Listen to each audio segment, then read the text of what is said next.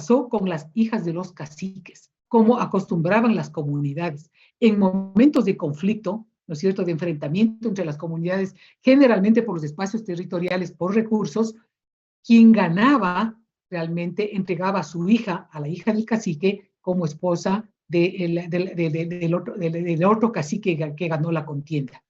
Eso va a ser Alonso Illescas, va a tener varias mujeres, a su haber varios hijos, y de esa manera va consolidando su presencia en la zona de Esmeraldas.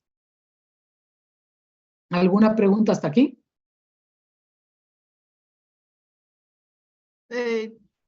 Rocío, Sí, Paola. tengo yo la curiosidad, bueno, ahora ya puedo un poquito medio entender por qué hay negros en Esmeraldas, ya se entiende porque llegaron ahí los barcos o el naufragio y llegaron, pero ¿cómo es que llegan y se quedan en Imbabura, en el Valle del Chota? ¿Son los mismos? ¿Son del mismo grupo y se fueron? ¿O de dónde llegaron? No, los esclavos de Esmeraldas, ¿no es cierto? El origen de los esclavos de Esmeraldas es básicamente estos naufragios, que no fue uno, fueron múltiples naufragios porque se establecen, ya vamos a ver, cacicazgos. O sea, curiosamente, imagínate, los indígenas tenían cacicazgos. Esa era la forma de organización política social. Cuando llegan los españoles, la población aborigen está organizada en cacicazgos, mismo en la sierra. Entonces, en la costa se mantenía el sistema de cacicazgos. El Valle del Chota, básicamente, es posterior el ingreso de esclavos y provienen básicamente de Cartagena, ¿no? Y se establece con los jesuitas. Los jesuitas establecen el sistema sendatario, ¿no es cierto?, desde muy temprano, y antes de los jesuitas, españoles que tenían grandes estancias donde cultivaban olivares, la oliva, ¿ya? El aceite por la zona seca y cálida, y compraban esclavos desde Cartagena. Los jesuitas, mucho más organizados, con una mentalidad mucho más de rentabilidad económica, mandaban a los curas a Cartagena para que compren directamente los esclavos y no haya intermediarios porque les costaba mucho más. Pero el origen de ellos es básicamente, vienen de Cartagena y directamente del África. La mayoría son bozales. ¿Sí? David. Gracias, profe. Yo, digamos, tengo una pregunta, digamos, en el sentido de estas comunidades indígenas, que yo supongo que, bueno, en este proceso también son diezmadas por el tema de las pandemias y todo el proceso colonizador. Y en ese sentido, por ejemplo, supongo que Illescas, si bien es cierto, claro, él, digamos, establece estrategias de alianzas, ¿no es cierto?, me imagino que con los líderes de las comunidades. Me pregunto si él, digamos, con estas alianzas también se enfrentó, digamos, a algunos de estos grupos indígenas. O sea, tenía esa duda, si por ejemplo, porque en algunas comunidades indígenas se enfrentan también entre sí. Entonces, tal vez estableciendo alianzas con determinados grupos, tal vez sería también como para estos grupos para enfrentarse a otros y, digamos, ampliar el dominio territorial. Claro, fue consolidando alianzas con varios grupos. Muchos grupos, más allá de haber hecho las alianzas, se rebelaban contra Illescas. Y de acuerdo a la documentación muy temprana que uno logra revisar, especialmente a través del cronista Miguel Cabello de Balboa, que es una crónica muy rica, con mucha información, por ejemplo, Alonso Illescas era muy cruel en los castigos.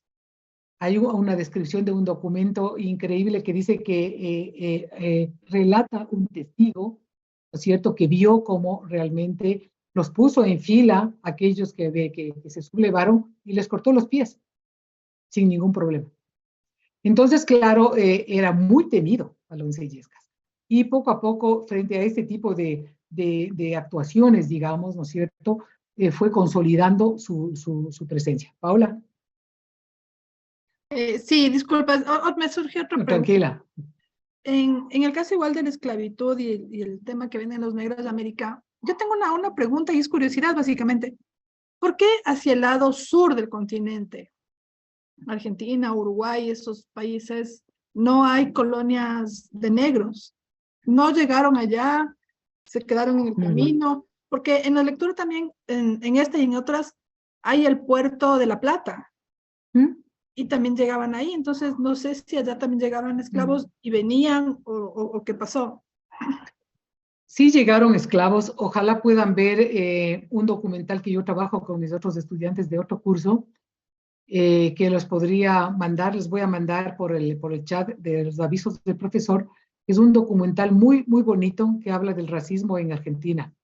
Es contemporáneo y a la sociedad argentina le dicen, ¿y por qué no hay negros? ¿Usted sabe que usted había negros aquí en Argentina? Y a la población que está caminando por la calle. Dice, no, no, no, aquí nunca ha habido negros, ¿no es cierto? No, nunca se adaptaron aquí. Y eso a una parte de la población. Y hay entrevistas a otra parte de la población donde son descendientes de afros.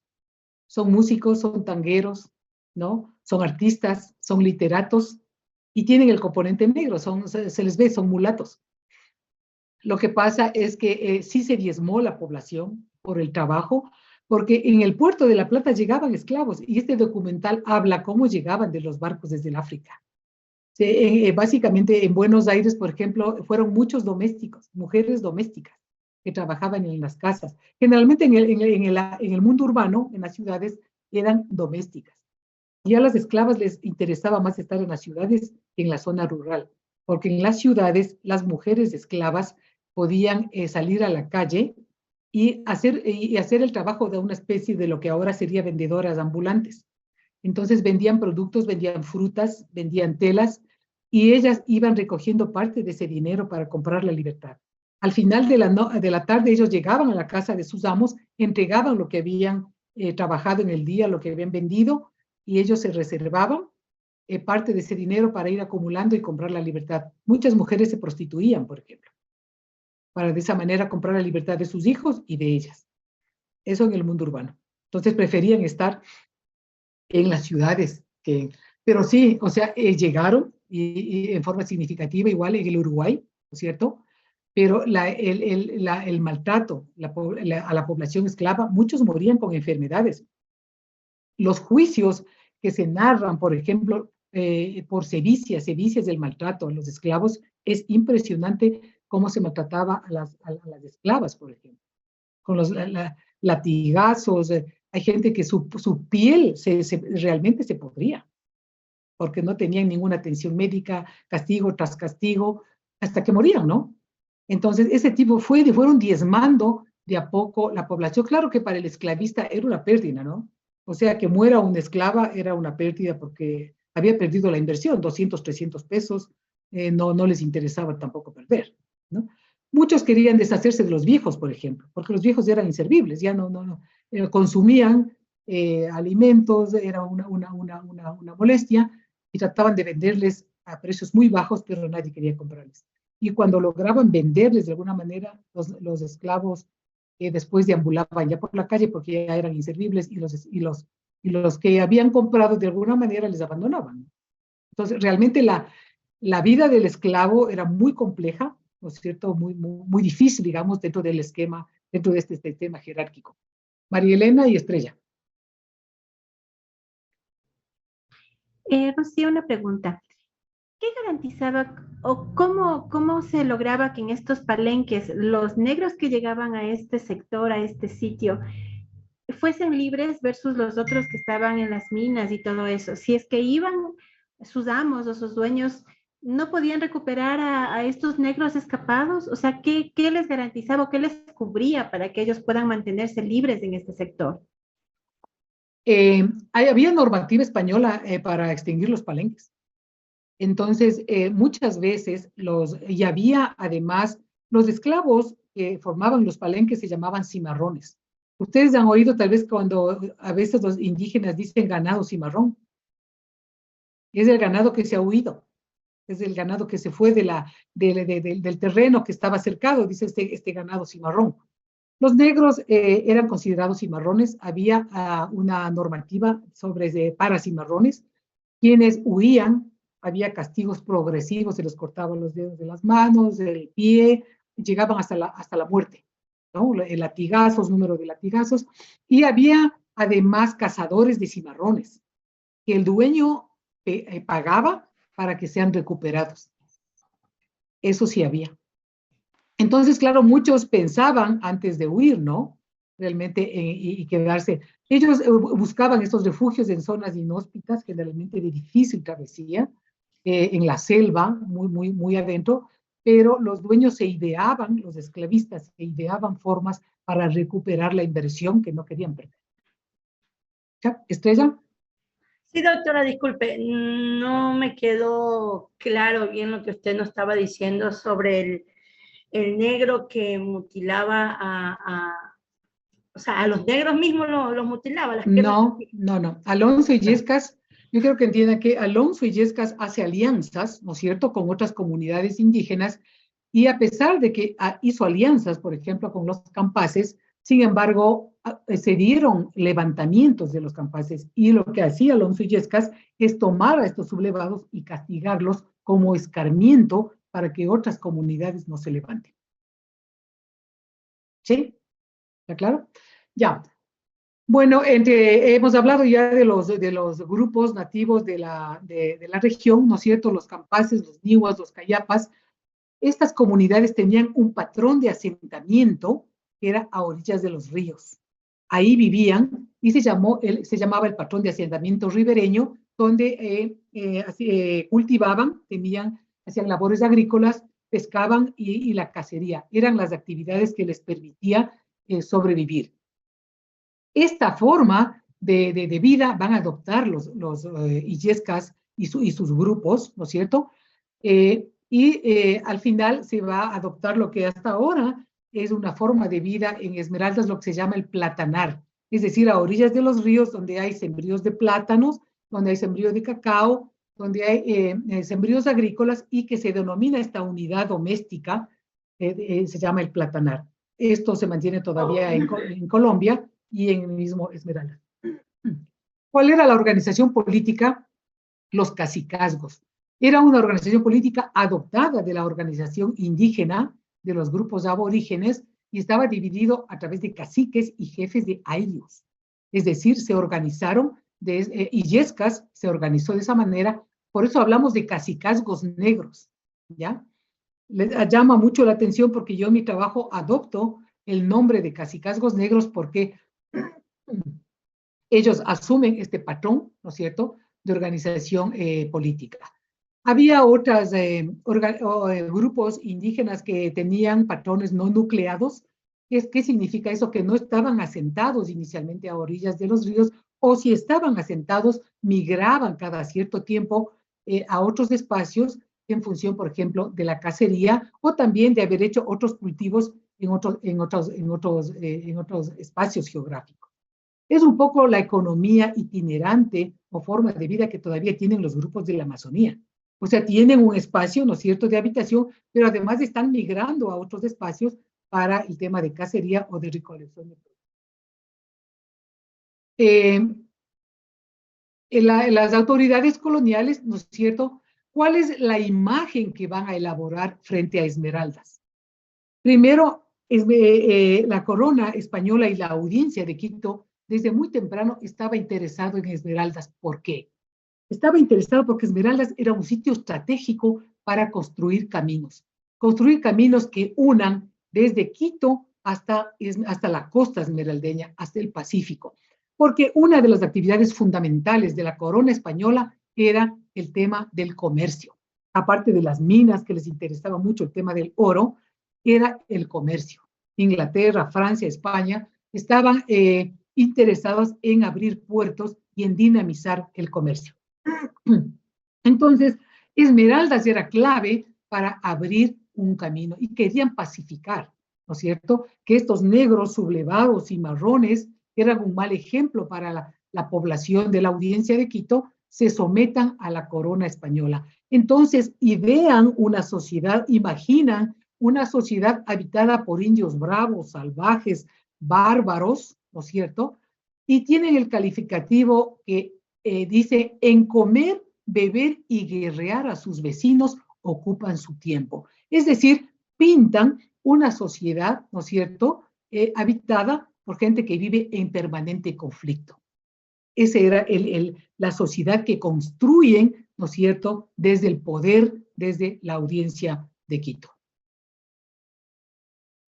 Este es un poco el proceso histórico cronológico, ¿no es cierto?, del tema del encuentro interétnico negros e indios de la conformación de cacicazgos y lo que yo llamo la gestación del proceso de etnicidad, ¿no? Es un grupo étnico, los negros, otro grupo negro, otro grupo étnico, los indígenas, y después con los españoles va a haber un encuentro interétnico y producto de ese encuentro se da esta construcción de la etnicidad negra esmeraldeña.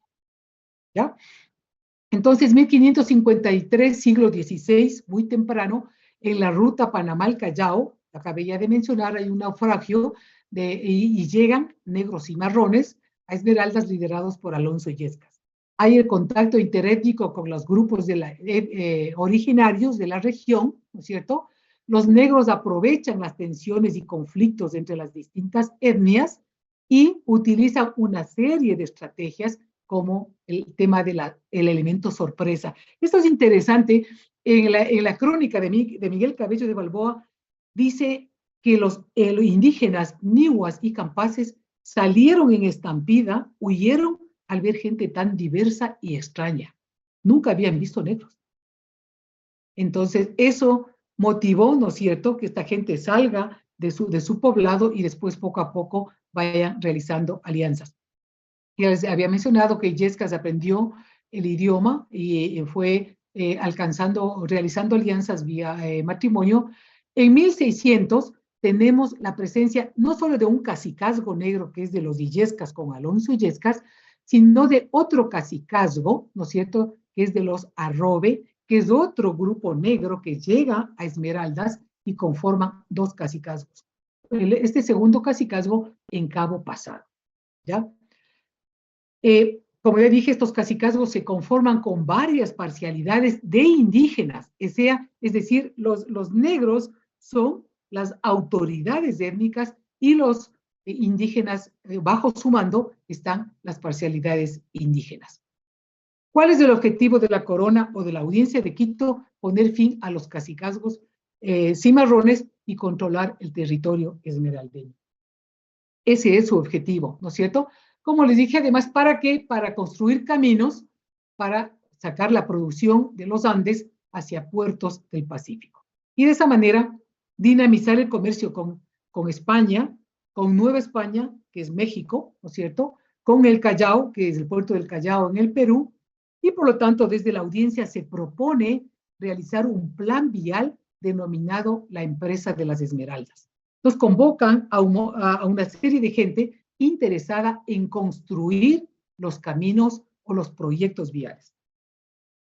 Ese era el afán de buscar la alianza con los negros esmeraldeños, que ofrezcan obediencia al rey, se pacifiquen y contribuyan, uno, a fundar pueblos para construir el camino y construir un puerto o abrir un puerto hacia el Pacífico. Ese era el objetivo fundamental de la audiencia de Quito y por eso van a negociar con los negros. Porque si no, uno, ¿cómo pensaría? Como así la corona española y la audiencia de Quito le interesa negociar con unos negros y marrones en un espacio de frontera, como se llama, a estos espacios que no, donde la audiencia o donde la autoridad no llegaba nunca.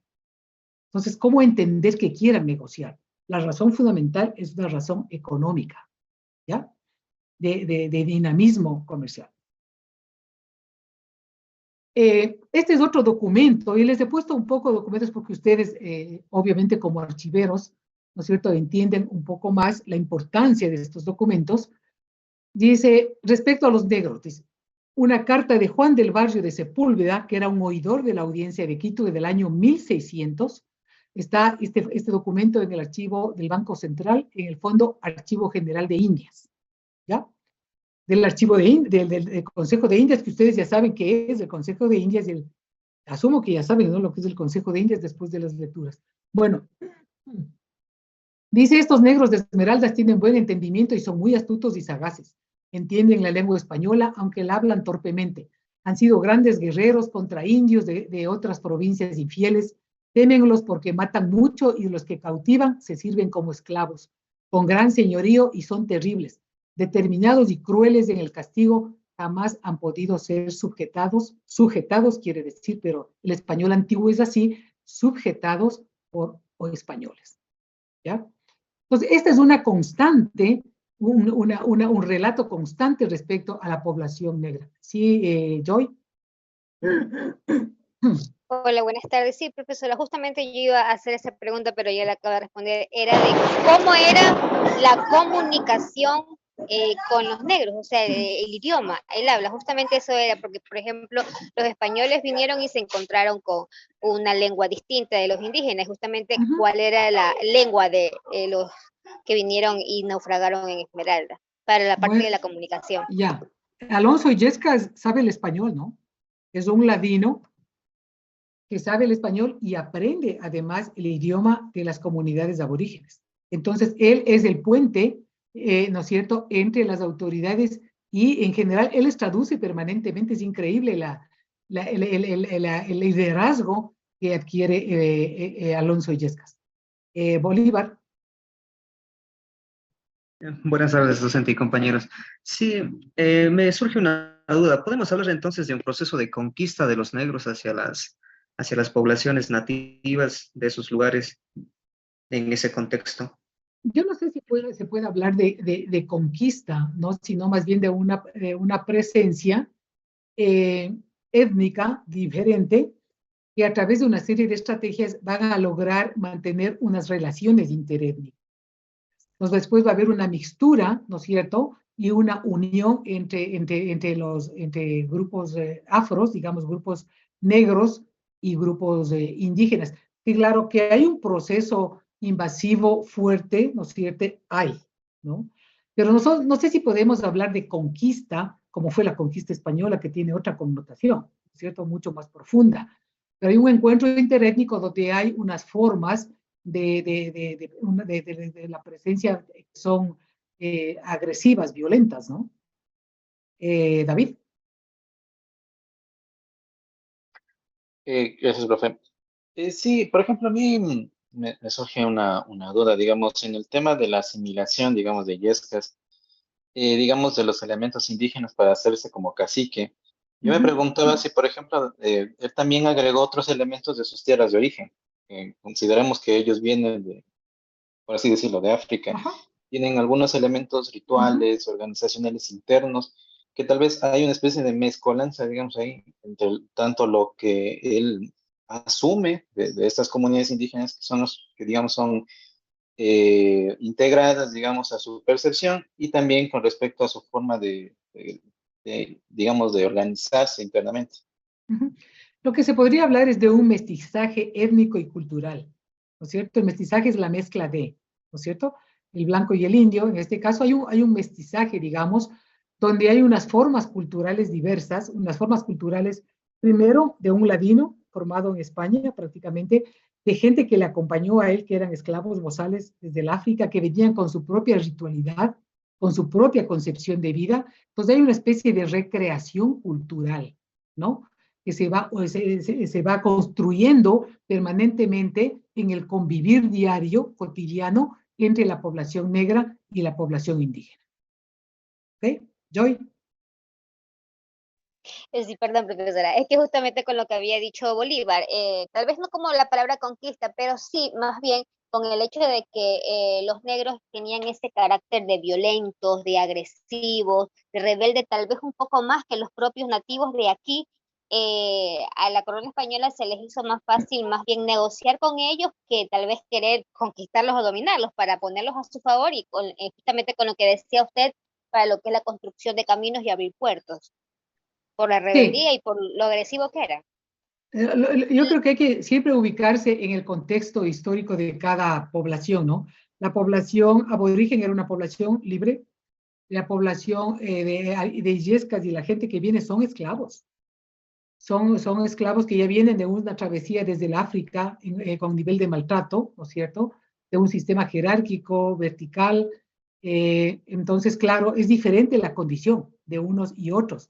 Entonces, no podemos decir que son agresivos, ¿no es cierto?, porque hasta ahora, dentro de la concepción racista, se dice, no, que son los negros bárbaros, salvajes, incivilizados, ¿no es cierto? Esa es un poco una concepción racista, biologicista, que toma en cuenta que dicen, no, los negros no tienen cultura, son incivilizados, son bárbaros, igual que los indios, ¿no es cierto?, que hay que hay que amestizarles, hay que blanquearles para que puedan ser civilizados.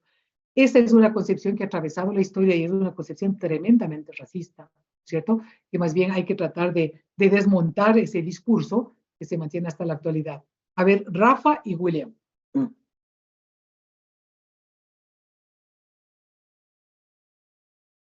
Buenas tardes, profe.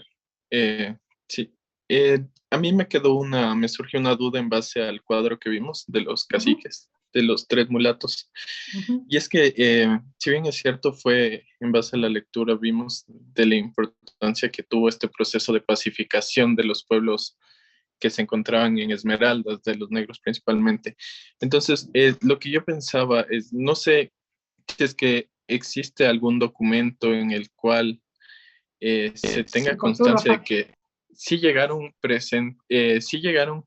a Quito estos indígenas, estos negros, perdón, o es simplemente un cuadro pintado que sería como en base al imaginario que tenían de la época, porque no sé, se me hace muy raro este mestizaje cultural que se ve de las vestimentas, de las ornamentas que usan.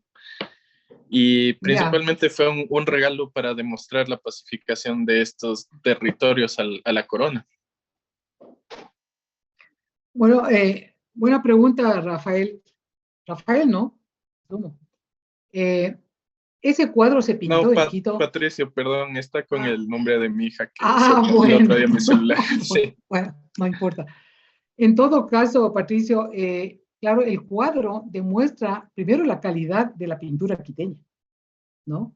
Un cuadro ha sido un cuadro maravilloso y de forma muy temprana. Sin embargo, el oidor de la audiencia le encarga a Sánchez Galque, ¿no es cierto?, que pinte ese cuadro para demostrarle al rey de España que realmente ya se habían sometido, porque pasaron años en el proceso de sometimiento, de negociación, y siempre se enviaba comunicaciones, documentos, ¿no es cierto?, a la corona de que los negros no se han sometido. Pues este era un triunfo, ¿no es cierto?, de las autoridades españolas y querían graficar, hacer esta representación visual de que realmente se habían sometido. Claro, Alonso Illescas comienza a negociar, ¿no es cierto?, con las autoridades, porque además habían permanentes incursiones militares desde la audiencia de Quito para pacificarles, pero a través de la violencia. Entonces, como eso no les da resultado, lo que van a hacer es a través de mandar curas, ¿no es cierto?, emisarios curas, para que logren conversar con Alonso Illescas, que es el máximo líder, y en 1577 va un cura secular, que es Miguel Cabello de Balboa, el cual deja la crónica que yo utilizo para construir este trabajo, parte de la documentación que yo utilizo, y él se entrevista con Alonso Illescas en Esmeraldas, y logra realmente armar una crónica muy al detalle, claro, desde la lectura del cronista, de Cabello de Balboa, cómo ve a los negros, cómo ve a Alonso Illescas, cuál es su forma de vida. En ese sentido, la crónica es riquísima para ver la cultura que se vivía en ese entonces en la población negra esmeraldeña.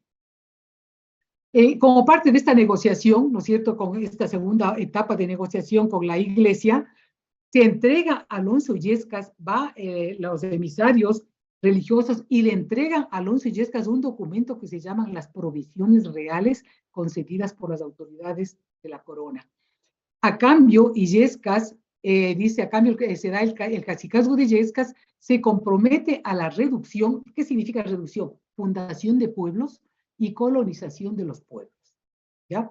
Illescas cumplió con lo pactado, ¿no es cierto?, pero Illescas solicita nuevas demandas a la corona, ¿no?, y le pide al rey que amplíe las provisiones reales, y él llama, aquí están las provisiones reales, dice, la primera contiene un general indulto, significa perdón, de todos vuestros descuidos pasados, y como tales, la Real Audiencia, en nombre del rey, se le remite y perdona, no solo a vos, mas a toda vuestra casa y familia. La Real Audiencia promete mucho y más mercedes, y para principio de otras muchas, a vos, señor don Alonso Illescas, por virtud de esta otra provisión, se nombra y cría cacique gobernador de las provincias y naturales de ella. Le nombran gobernador de la provincia de Esmeraldas, ¿ya? y para que como tal mantengáis en justicia a todas las personas que en ella residen y residirán en el porvenir. ¿Ya? Entonces se convierte en máxima autoridad de Esmeraldas. Pues como parte de la alianza, ¿no es cierto?, entre la corona y los negros comienzan a construir los caminos, comienzan a fundar pueblos, ¿no? Como parte de este, perdón, me pasé. Entonces, comienzan a colaborar en los caminos, a dinamizar el comercio, se fundan pueblos en puntos de avanzada, se trazan rutas para la edificación del camino, y negros ambos, y mulatos como la mezcla de negros e indios, ¿no es cierto?, se les calificó a esta nueva población como mulatos, trabajan en la edificación de los caminos, pero el momento que los empresarios viales que se encargaban de construir los caminos empiezan a maltratar a los negros y a los indios, ellos deciden romper el pacto y no colaborar más en los proyectos viales, ¿ya? Después de haber fundado pueblos, ¿no es cierto? Y aquí ahí está, yo elaboro este mapa con documentos coloniales, ¿no es cierto? Documentos conseguidos de los archivos de Quito y archivos de Indias, esto estuvo en archivo de Indias en Sevilla. Entonces se fundan pueblos. Este primer pueblo no se ve muy bien, pero aquí está el número 1, ¿no es cierto?, que es San Mateo de la Bahía. El número 2, que es Bahía de Coaque, aquí, número 2. Y se fijan, todos son a la costa, ¿no? Porque les interesaba, obviamente, el comercio. San Martín de Campaces, que viene del grupo de Campaces, y el cuarto, que es Cabo Pasado, en esta parte. Es decir, son los pueblos que se fundan, ¿no es cierto?, como parte de ese convenio. Regreso a esto que estaba explicando, ¿no es cierto?, donde Alonso Illescas le escribe una misiva, ¿no es cierto?, solicitando la ampliación de los beneficios al rey, y le dice en la carta que por 40 años, ¿no es cierto?, han fracasado en la pacificación debido a que las ansias y codicias tan desordenadas que han tenido para buscar oro en Esmeraldas, ¿ya? Y le solicita al rey, dice, la merced a los negros y mulatos, concederles el perdón general de todos los delitos cometidos contra la corona, que ningún indio bajo su mando tribute, porque oigan bien, tributaban como al rey, tributaban a Illescas en el cacicazgo. Entonces, deciden que no se tribute definitivamente y que se les dé libertad a los indios de no tributación durante 10 años. Que a Alonso Illescas se le reconozca como gobernador de los súbditos y naturales de la gobernación, y que si aparece su amo, Alonso Illescas, como se llamaba, no pueda ser apresado, ni sus bienes enajenados, y haciendo esto se le entregará la tierra a su majestad. Estas son las ampliaciones que el rey concedió a Alonso Illescas. Esto ya vimos lo de los proyectos viales. Hay varias propuestas de proyectos viales, ¿no es cierto? Uno sale desde Quito, pasa por Nono, Mindo, Puerto Quito y va hacia el río Esmeraldas. La idea era abrir un puerto en Esmeraldas, en el río Esmeraldas, y que esto permita llevar toda la mercancía y de comercio hacia el norte y hacia el sur hasta el Perú. Esa es una primera ruta que se llamó la Ruta de Esmeraldas. Hay un segundo proyecto vial que se llama el Camino de Malbucho. Esta zona de aquí, esta zona se llama Malbucho, en la zona norte. Arranca el camino desde Ibarra, Salinas, Cuajara, Lachas, Malbucho, Licta, avanza, ¿cierto?, hasta Cachaví, esta es la zona minera. Aquí es donde se establecieron las minas y el sistema de esclavitud. Y la idea era salir por el puerto de La Tola y establecer un puerto más cercano hacia las minas de Barbacoas y el Chocó, porque les interesaba a los hacendados de la sierra vender los productos a las minas de Barbacoas y el Chocó, donde habían miles de esclavos. Entonces, este es el segundo proyecto vial que fue propuesto por la corona. El camino que ahora nosotros utilizamos para ir a Esmeraldas Es el camino que se abrió recién en el siglo XX. Desde el siglo XVI se intentó abrir proyectos viales hacia Esmeraldas y solo se concretó el camino en el siglo XX, el camino que ahora se llama de Pedro Vicente. ¿Por qué? Porque Pedro Vicente Maldonado era un ilustrado quiteño, hacendado riobambeño, tenía interés de que de sus haciendas se saque la producción y se pueda comercializar. Entonces él propone construir el proyecto vial que se llamó más tarde Pedro Vicente Maldonado. Hay unos relatos bien interesantes del maltrato de Pedro Vicente Maldonado hacia la población negra y hacia los indios que trabajaron en la elaboración de los caminos. Es interesante ver cómo en el trayecto de estos caminos muchos indios morían. Los hacendados mandaban cuotas de indígenas para que trabajen en la apertura de los caminos porque les interesaba económicamente. Muchos negros morían en el camino y se elaboraban, de acuerdo a los documentos, capillas itinerantes para enterrar a los indios que morían en cada calle, ¿no? Entonces hay quejas de los hacendados que han perdido muchos indios y no está habilitado el camino. El camino no se habilitó porque además la selva, realmente la vegetación era tan exuberante que inmediatamente cerraba lo que abrían, las trochas que abrían se cerraban, porque además no había mantenimiento permanente. El clima no era propicio, por ejemplo, para los serranos, los indios de la sierra, que morían enfermos de una serie de epidemias mientras trabajaban el camino. Aquí les puse un documento que es muy interesante, la firma de Alonso Illescas, ¿no es cierto? Para que vean que él enviaba documentos con su firma. El 6 de julio de 1600, Sebastián y Antonio, hijos de Alonso Illescas, porque el padre ya había muerto para 1600, pero los hijos, ¿no es cierto?, salen a Quito a prestar obediencia al rey. Pero el cuadro que ustedes vieron no es de los hijos de Alonso Illescas, es de los Arrobe, del otro cacicazgo negro, a Pedro y Domingo de Arrobe ahí. Son los otros Arrobe que salen un año antes, en 1599, y recién un año más tarde, en 1600, del 6 de julio, Sebastián y Antonio Illescas salen a Quito a prestar obediencia al rey. No hay pintura de ellos, no hay, sino de los caciques Arrobe. Al fin, se será fin a la presencia y dominio de los cacicazgos negros en Esmeraldas, se les ha logrado pacificar, ¿no es cierto? Porque además, ¿qué temor tenían las autoridades? Que los esclavos hagan alianzas con los piratas ingleses, porque se conocía que los negros les daban agua y carne, les abastecían a los piratas ingleses. Entonces tenían mucho miedo de que hagan alianzas con los piratas y puedan ingresar como lo hacían en Guayaquil. ¿Qué es lo que pasó en Quito cuando llegan estos caciques? Que es muy interesante cómo describe la documentación. Llegaron al barrio de San Blas, que es un barrio indígena, donde está la actual iglesia de San Blas, ¿no?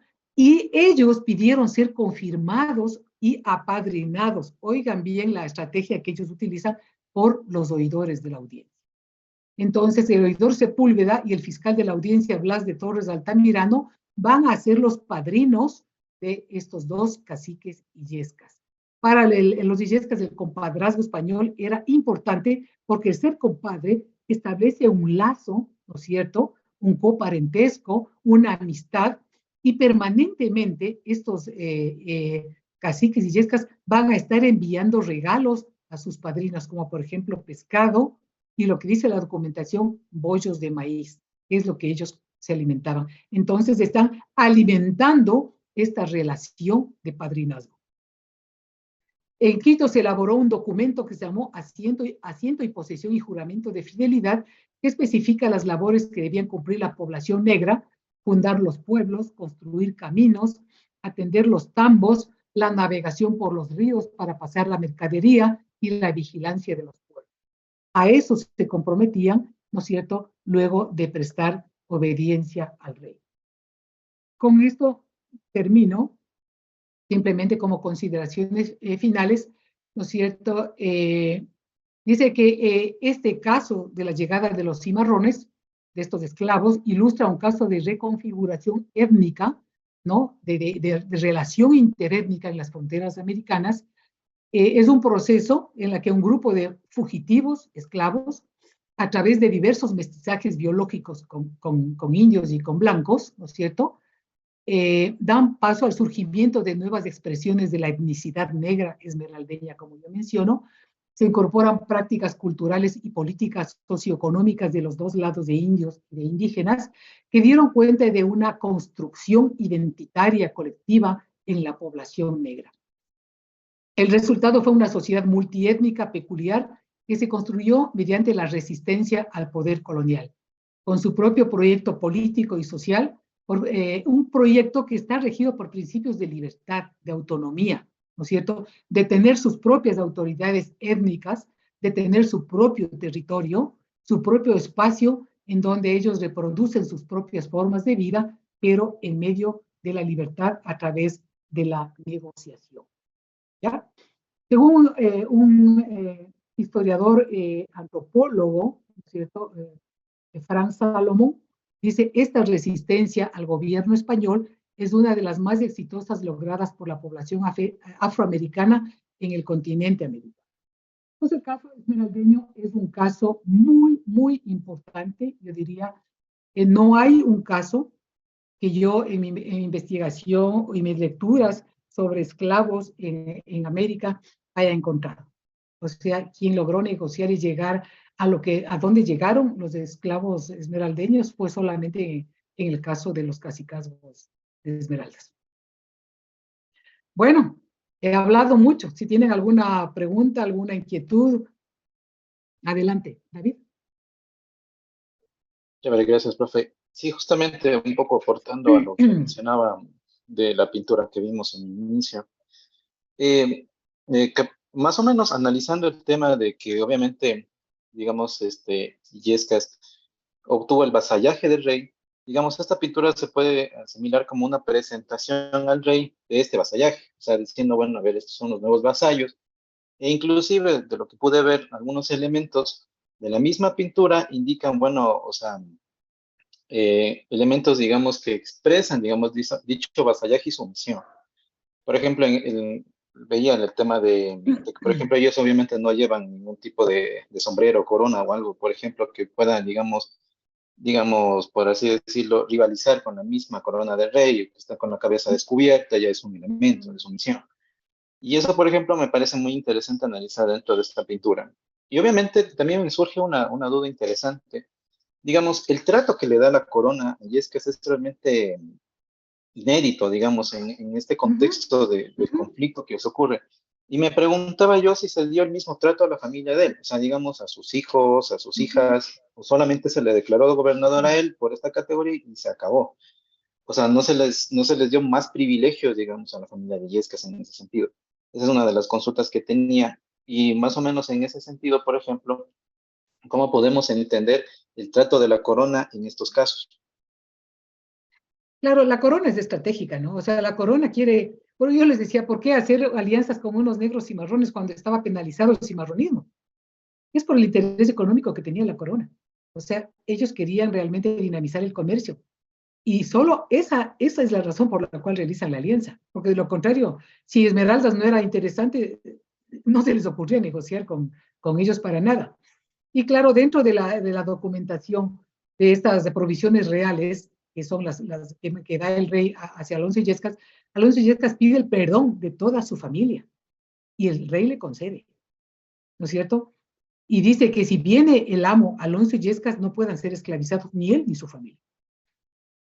Y claro, ellos rompen el pacto porque la corona no cumple, porque la audiencia no cumple. Simplemente dejan de construir y se van. Aparte de que hay otros intereses también internos.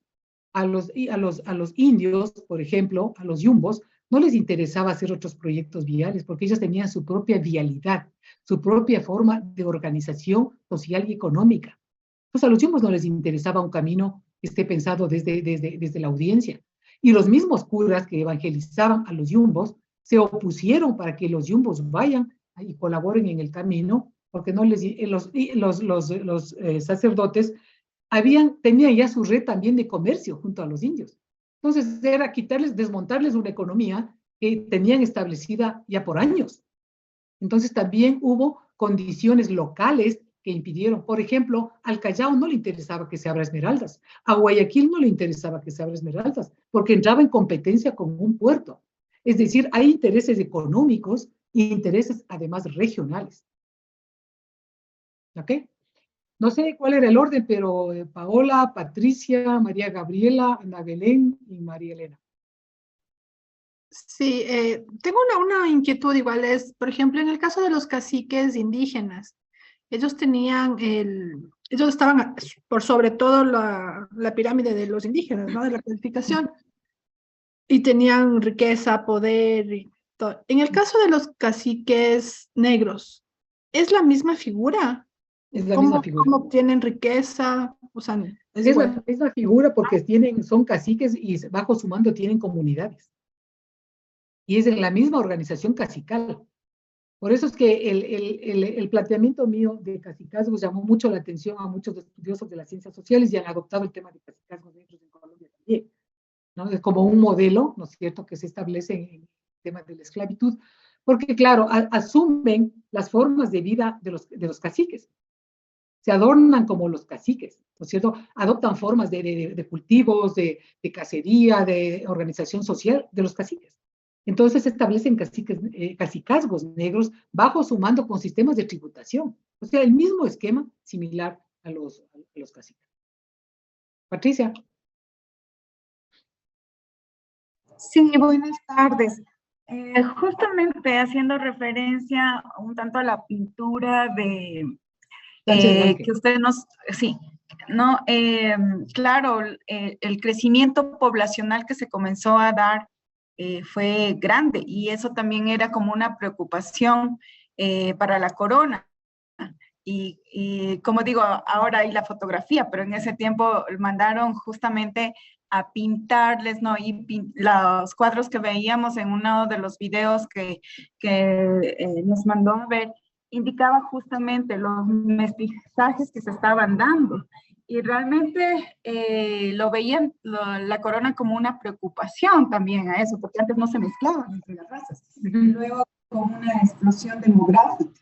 Y también es interesante ver por qué estas rutas, ¿no? O sea, vinieron Esmeraldas y como usted dice, había una competencia también con Guayaquil, pero la ventaja que tenía Esmeraldas y toda esa zona era el tema de la explotación minera, del oro, que es, o sea, esa ventaja se le queda corta, o sea, en la zona costera no había este tema de las minas.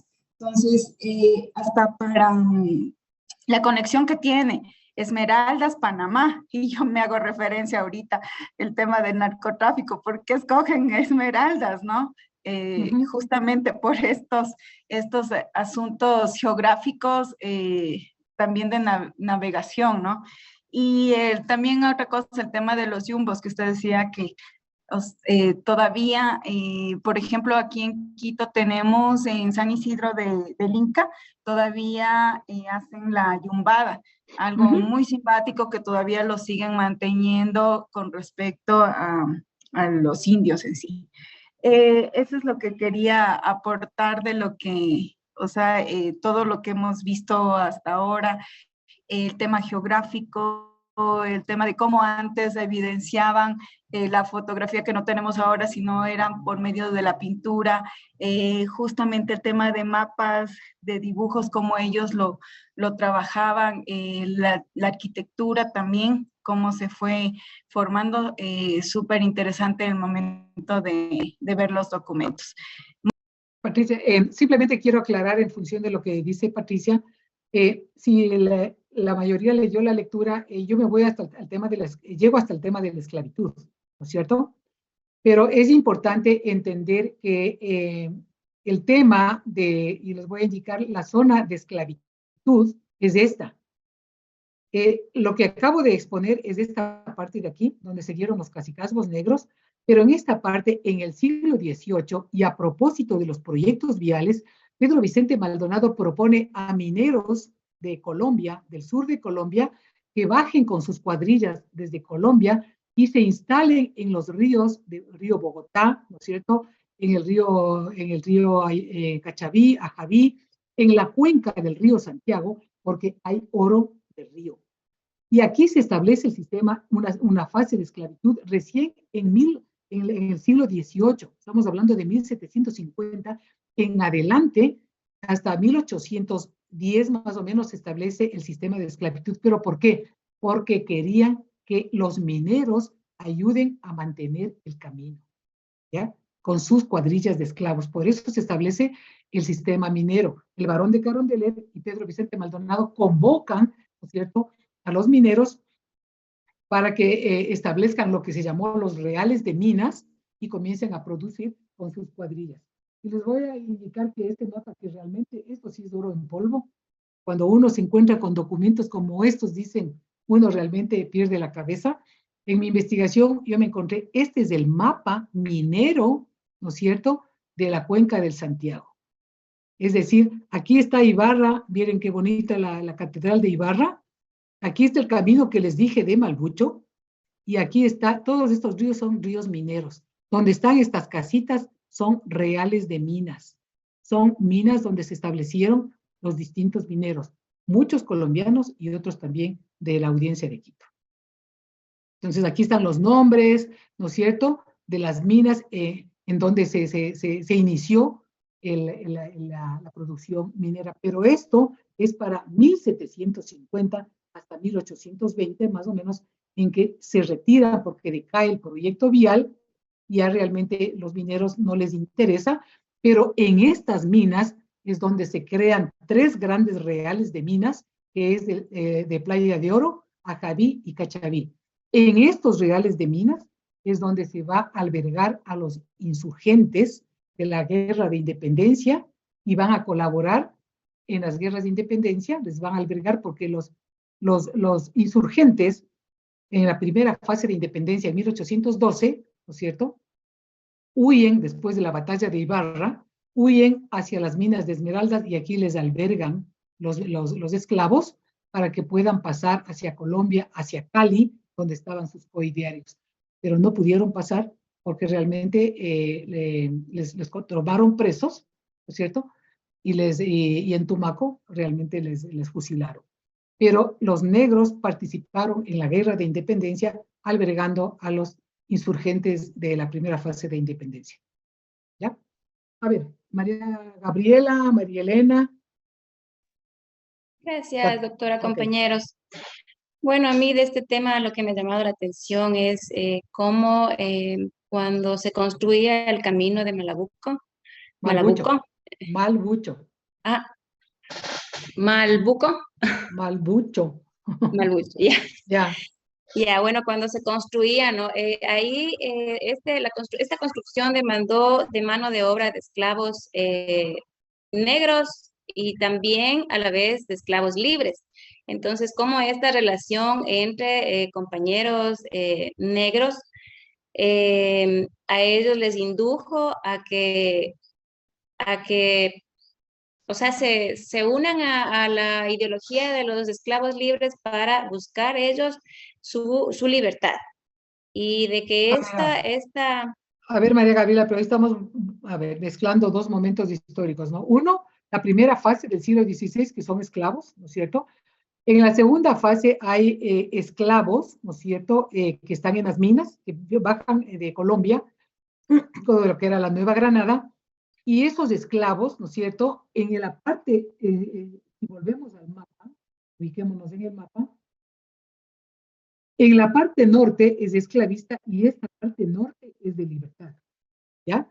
Porque el proceso histórico hace que haya autonomía, por eso hablo yo de que Esmeraldas del Gran Palenque, estos esclavos, en función de esta realidad que vivían acá, que era de libertad, van a ir descomponiéndose. Se va a ir desestructurando. No se le escucha. ¿Ahí se me escucha? Ahí sí. ¿Sí? Digo que estos esclavos en relación con los libres de la zona sur de Esmeraldas, ¿no es cierto?, van a ir desestructurando este sistema. Por eso es que es un sistema de esclavitud particular, no es el sistema de esclavitud rígido como se dio en las minas de Barbacoas y Chocó. Estos esclavos más bien viven con cierta autonomía, porque los dueños de los esclavos no vivían aquí, tenían capataces. Y poco a poco, al final, ellos fueron apropiándose de las minas y para el siglo XIX, estos esclavos compraron el territorio. Y para el siglo XX, el Congreso les reconoció por ocupación ancestral, les entregó miles de hectáreas, que es lo que ahora se llama la Comuna del Río Santiago. ¿Ok? Ya. Gracias, María Elena. Gracias. Usted menciona en la investigación que hizo que esta invisibilización de este pueblo afro está siendo rescatado por las disciplinas de literatura, antropología e historia, por investigadores que han hecho esta investigación, digamos. Y entonces también podríamos decir que esta invisibilización escrita puede estar siendo, no sé si rescatada sea la palabra, por la oralidad del pueblo afro. Sí, lo que pasa es que en mucha de la producción, ¿no es cierto?, desde la literatura, desde la historia, hay un esquema de invisibilización de los negros, o son tratados, ¿no es cierto?, desde una forma más bien subalterna, o sea, como pobres, incapaces, que no han tenido posibilidades de educación, de formación, pero no se ha rescatado la verdadera cultura del pueblo negro. Esmeraldas es lo que es a nivel de su cultura, de la ritualidad, de las fiestas, porque realmente era un sitio que se llama de frontera, donde no querían ir las autoridades porque describían textualmente que es un infierno. Los curas no querían ir a adoctrinar, ¿no? Entonces, de a poco se fue consolidando la cultura afro. Y por eso tenemos hasta ahora, gracias a que no fueron, ¿no es cierto?, tenemos testimonios de esa oralidad, ¿no es cierto?, de las décimas esmeraldeñas, de los arrullos, de los cantos que tienen los negros en los distintos momentos, que están, que son sincréticos, ¿no es cierto?, están mezclados con el tema de la religión católica. Tienen santos, ¿no? Pero tienen su propia ritualidad que está mezclada con unas prácticas que vinieron también del África y que han sido recompuestas, ¿no es cierto?, con las prácticas también indígenas. Ana Belén. Bueno, profe, compañeros, respecto a su lectura y en base a toda la sesión del día de hoy, se puede parecer que se puede concluir que esto también ha sido una especie de adopción de culturas en cuanto a la educación, al conocimiento, y también que la visión estaba un tanto fragmentada en lo que llegamos a saber y tal vez la realidad que pasó dentro del proceso sobre estos casos, cómo se beneficiaron del conocimiento también, y cosas que muchas veces pensamos que solo es represión, y también podemos ver que hubo esa correlación entre culturas que es muy importante destacar. Gracias, Ana Belén. Yo creo que es importante que sepamos que los indios y los negros no fueron una población sumisa que agachó la cabeza y dijo, bueno, aquí estamos dominados y esa es nuestra condición. No. Ellos día a día, dentro de su sistema de dominación, buscaron estrategias de liberarse, porque ningún esclavo quería ser esclavo, por supuesto. Entonces las mujeres buscaron estrategias, por ejemplo, para liberar a sus hijos. Los esposos compraban la libertad y buscaban para liberar a su familia. Entonces siempre idearon formas de vivir en libertad y en autonomía. ¿Ok? Gabriela. Buenas tardes. Yo tengo una pregunta. Bueno, personalmente no he sido muy adentrada nunca en temas de historia y por eso va a ser medio especial mi pregunta. Era el tema donde usted indica que hay 4 puntos fundamentales justamente para crear el tema de la vía, el camino denominado Malbucho, que exigen algún tipo de documentación como la cédula real, provisiones y capitulaciones. ¿Cómo que eran en sí estos documentos? Lo que pasa es que te refieres a los empresarios viales, ¿no? Ellos, ¿sí? Ellos hacían contratos con la audiencia de Quito. Entonces, contratos para abrir el camino y a cambio la audiencia les daba, por ejemplo, el beneficio de los impuestos una vez que se abre el puerto. Si se abría el puerto de Esmeraldas o el puerto de La Tola, tenían por años los impuestos que podían cobrar por el comercio. Entonces, habían unas exigencias y unas garantías que daba la corona o la audiencia a los empresarios viales. Entonces, hay múltiples contratos, porque no se olviden que los proyectos viales demoró en construirse 300 años y no se construyeron. Los caminos no se construyeron sino en el siglo XX con la apertura del camino de Pedro Vicente Maldonado. Bolívar. Sí, doctora. Yo tenía una duda, por ejemplo, al estar ligado bastante la corona con la religión, ¿cuál fue la posición que tuvo la iglesia en este perdón que da la corona hacia Alonso de Illescas a él y a su familia? Tomando en consideración que la familia de él en esta estrategia de dominar todos los pueblos que existieron en esas localidades, tuvo que casarse varias veces y tuvo hijos con varias de esas mujeres. Entonces, esa posición de la iglesia estuvo influyó en el rey, o el rey tomó esa decisión por sí solo y que no valió más el interés económico. La iglesia fue clave. La iglesia fue clave porque Miguel Cabello de Balboa, el cronista, que era un religioso, fue el que fue a pactar con Alonso Illescas. Es más, él le bautiza allá a Alonso Illescas, al viejo Alonso Illescas, le bautiza y le dice que podría celebrar el matrimonio, ¿no es cierto? Pero realmente la iglesia, claro que cuestionaba este tipo de prácticas. Pero a la corona y a la audiencia lo que le interesaba era carta abierta para los proyectos económicos. ¿Sí? Cuestionaba la iglesia eso. En la crónica se menciona eso. Pero además Alonso Illescas era estratégico porque le dice que puede además bautizar a su familia, y Alonso Illescas le dice que si él ya está bautizado, él puede bautizar a su familia. O sea, es increíble cómo hay una especie hasta de ironía en la crónica, en esta conversación que se da entre Alonso Illescas y Miguel Cabello de Balboa. Dani. Sí, buenas tardes. Una pregunta.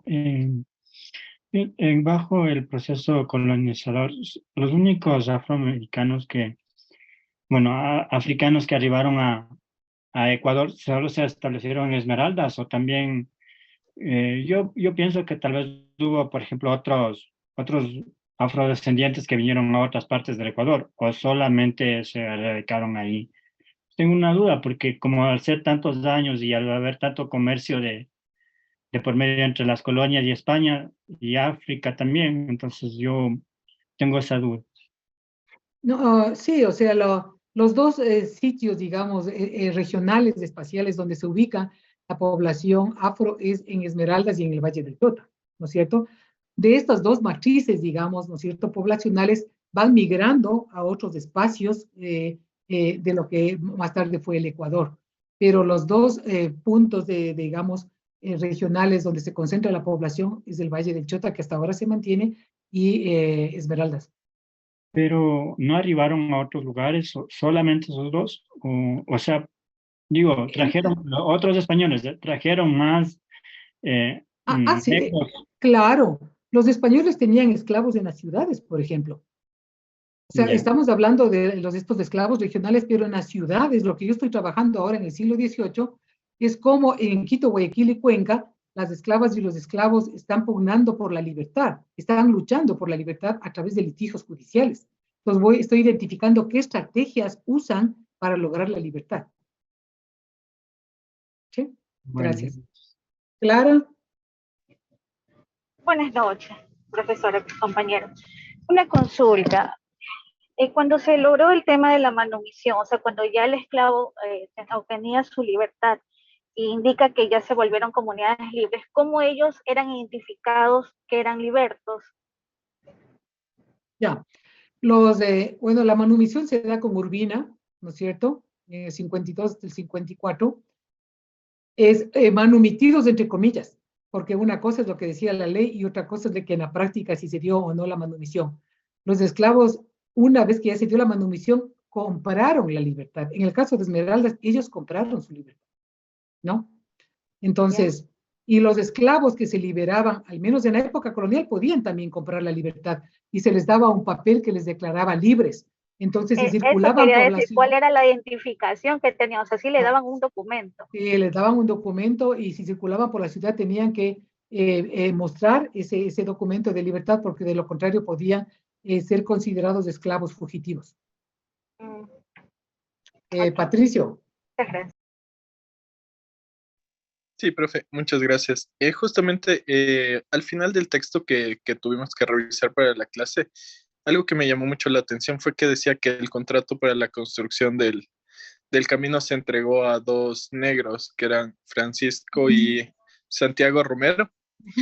¿Estos negros ya tenían su carta de libertad o eran parte de estos grupos que llegaron a las costas de Esmeraldas después de uno de los naufragios? ¿Se conoce algo más sobre ellos o cómo es que ellos llegan a hacerse con este contrato? Ya, sí, lo que pasa es que muchos negros eran intermediarios de los mismos contratistas de los caminos, ¿no? Entonces, claro, era una especie de capataces, ¿no es cierto?, pero intermediarios y que de por medio había un contrato vial. ¿Ya? Bueno, creo que llegamos hasta ahí porque nos hemos pasado de la hora. A mí me gusta mucho tener contacto con los estudiantes. Yo intenté, la verdad, dictar clases presenciales porque a mí me gusta. Soy, como digo, una profesora de las aulas. Me interesa tener la relación directa con los estudiantes. Sin embargo, bueno, por planificación se estableció que se dicte este curso en línea. Espero que para las próximas clases, si bien se continúe en línea, yo preferiría, la verdad, que sea presencial. A mí me gusta mucho interactuar con los estudiantes. Es muy rico porque uno aprende, además, aprende de los estudiantes, se forma con los estudiantes y afina su tarea como docente. Entonces, nada, eso quiero agradecerles por el interés en este tema. Es un tema que no se conoce, que vale la pena socializarlo, ¿cierto? Y nada, eso simplemente agradecerles por su atención. Por favor, estamos en la fase final, tenemos tres tareas más, 3 charlas más, y con eso terminaríamos. Nos vemos el día viernes para la reunión sincrónica. Quisiera su aporte en la retroalimentación, ¿no? Y esto, como les dije, nos sirve mucho para ir mejorando y para su formación, que eso es nuestro objetivo fundamental para su excelente formación académica. Estrella. No se te escucha. Ahí me escucha. Sí. Doctora, disculpe, y ahí en la tarea 7, ¿qué vamos a subir? No, en la tarea 7 lo que quería era que lean la lectura y que participen. Ah, ya, doctora, está bien. ¿Sí? Gracias. Entonces, tienen tiempo hasta el sábado, ¿no? No se olviden, hasta el sábado, hasta la noche, tienen todo el sábado para trabajar, porque no van a tener clases con Enrique. Bueno, saludarles, descansen y muchas gracias por la atención. Muchas gracias. Gracias. Hasta luego. Hasta luego. Hasta luego. Gracias.